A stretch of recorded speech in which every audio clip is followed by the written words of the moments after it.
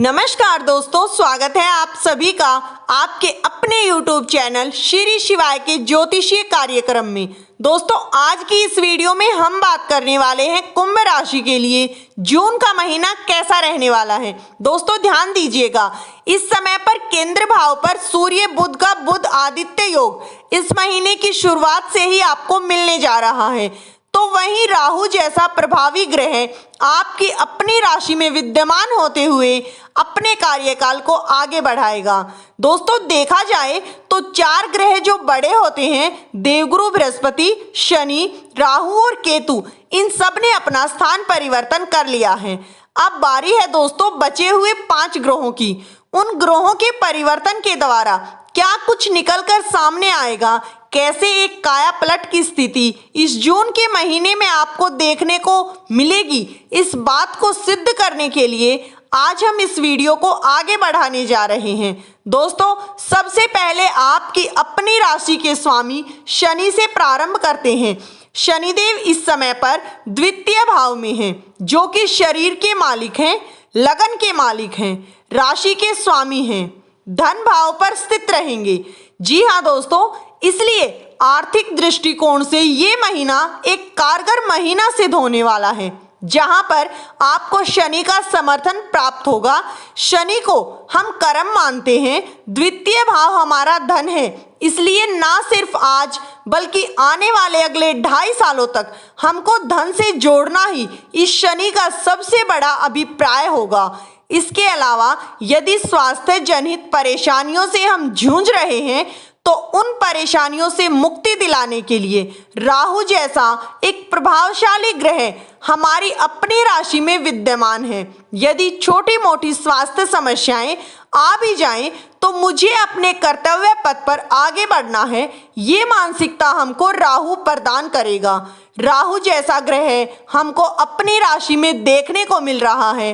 हम यहाँ से धन भाव के स्वामी को यदि देखा जाए तो धनेश बनते हैं गुरु, और गुरु की स्थिति पंचम भाव पर त्रिकोण भाव पर उपस्थित है। माना जाता है कि जब भी धनेश पंचम भाव में जाते हैं तो अपनी सोचे हुए कार्यों से हमको धन की प्राप्ति होती है।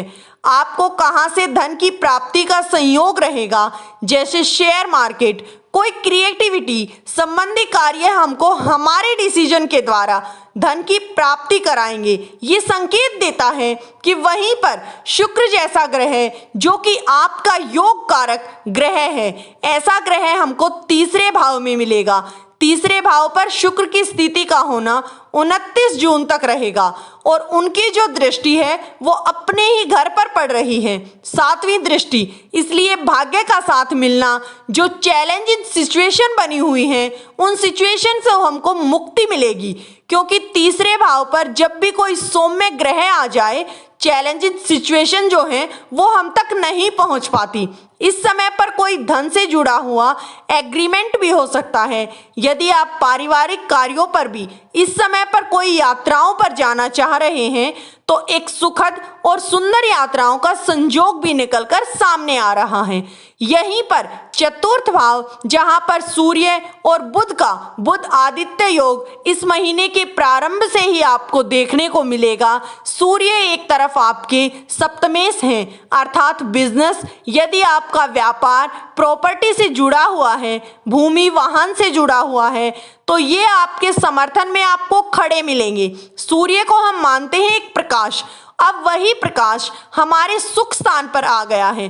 पारिवारिक और स्वयं मानसिक सुख के लिए इस सूर्य को सबसे उत्तम स्थिति मानी जाएगी, जो चतुर्थ भाव में स्थित रहेंगे। जैसे ही 15 तारीख का डेट आता है, ये सूर्य स्थान परिवर्तन करते हैं, एक घर आगे प्रवेश कर जाएंगे। ऑलरेडी पहले से वहां पर गुरुदेव विद्यमान हैं। सूर्य और गुरु का कॉम्बिनेशन बहुत अच्छा माना गया है, इसलिए इस समय पर बड़े डिसीजन से हमको लाभ प्राप्त हो सकता है। पहले कोई डिसीजन आपने गलत ले भी लिया है तो उन गलत डिसीजन को इस समय पर हमें ठीक करने का मौका मिलेगा। संतान से जुड़े हुए कार्य इस समय पर आगे बढ़ते हुए नजर आएंगे। खासकर 15 तारीख के बाद का समय, यदि आप विद्यार्थी हैं, शिक्षा प्राप्त कर रहे हैं, तो 6 जून का ये दिन होगा जिस दिन बुध ठीक अपनी स्वयं की राशि पर आ जाएंगे।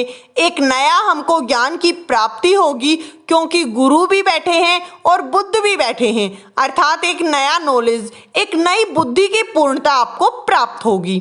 मानसिक कोई अशांति चल रही है, कारण उसका पता नहीं चल पा रहा है, तो उस मानसिक अशांति पर भी विराम लगेगा, यानी थमेस लगेगा 6 तारीख से जब बुध का गोचर अपने पंचम भाव पर स्वयं की राशि पर पड़ेगा। नौकरी के घर पर मंगल चंद्रमा का महालक्ष्मी राजयोग देखने को मिलेगा, जो कि हालांकि बहुत ही कम दिनों तक रहेगा, 6 तारीख तक रहेगा। कोई जॉब को लेकर कोई नया काम करना चाहते हैं, कोई परिवर्तन करना चाहते हैं या कहीं पर एप्लीकेशन देना चाहते हैं तो 6 तारीख का समय आपके लिए बहुत ही बेस्ट रहेगा। मंगल आपके चतुर्थ भाव में रहेंगे, लेकिन एक बात मत भूलिएगा दोस्तों कि मंगल इस समय पर नीच अवस्था में है। जी हाँ, कोई अन्य हमारा काम बिगाड़ भी सकता है।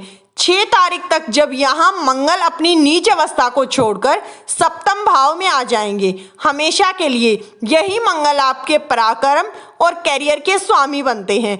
अब बड़े ध्यान से समझिएगा, पिछले 4 से 5 महीने हो गए ये मंगल कभी अपने शत्रु बुध की राशि पर जा रहे थे तो कभी वक्री अवस्था में पुनः फिर से अपने ही घर में नीच अवस्था में थे।